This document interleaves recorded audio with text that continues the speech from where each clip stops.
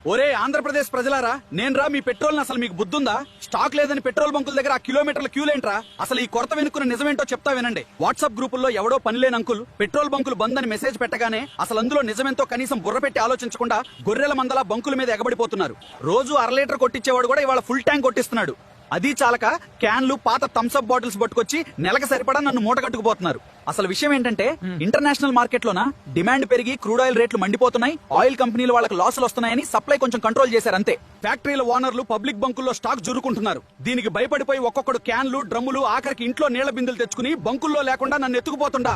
ఏలూరు, విజయవాడ, గుంటూరు, కర్నూలు వాళ్ళకైతే పూనకాలు వచ్చేసాయి. బంకుల్లో నన్ను పీల్చి పిప్పి చేసి నో స్టాక్ బోర్డులు తగిలించేలా చేశారు. రాజమండ్రి, కాకినాడలో అయితే కారుకెయ్యి ఆటోకి 300 అయితే ప్రభుత్వం కూడా నెత్తినోరు బాదుకుంటుంది. ఒరే నాయన్లారా, కావాల్సినంత స్టాక్ ఉంది, ఇంకో ఎక్స్ట్రా కూడా దింపుతున్నాం, భయపడకండి అని. అయినా మీకు చెవిటివాడి ముందు శంఖం ఊదినట్టే ఉందట్రా. సోషల్ మీడియా పుకార్లు నమ్మి థమ్స్అప్ బాటిల్స్, పిల్లల పాల డబ్బాల్లో నన్ను దాచే కక్కుర్తి ఆపండ్రా.